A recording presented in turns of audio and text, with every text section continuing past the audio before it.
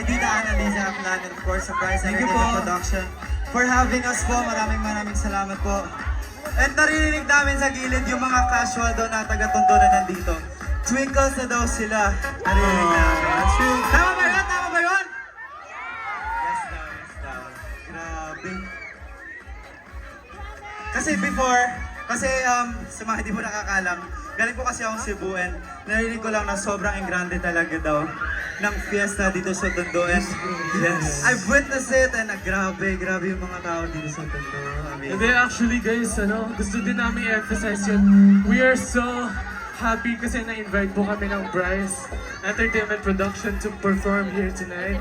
Again, it's our first time po to actually perform.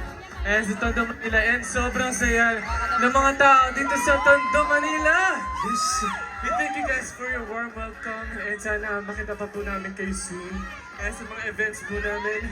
And I hope you can also follow us on our social media pages. You can search AZTER. Ayan sa lahat po ng aming social media accounts.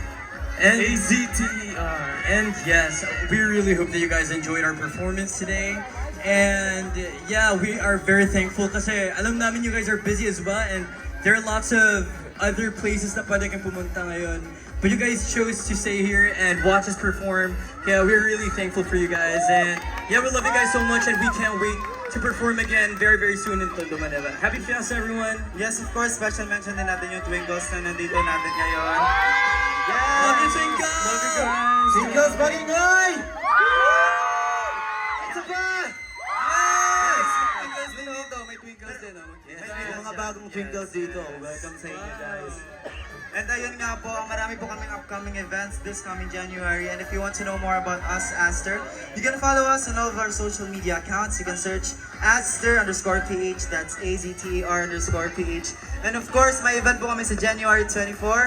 Kung gusto nyo pong makita kami mag-perform and makipag-bond with us, visit na po kayo sa aming social media pages. Thank you so much po! Ayan, maraming salamat po again to Bryce Entertainment Productions. And of course, sa Tondo, Manila. Ayan, maraming salamat po.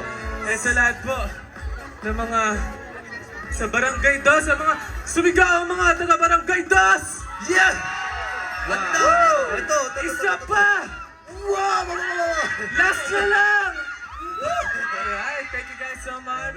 Leader Neil? Nagulat ako. Nag-ano, Aster Kian, si parang pala Tatay, Nobody knows. Nagulat ako bakit. Anyways, yeah.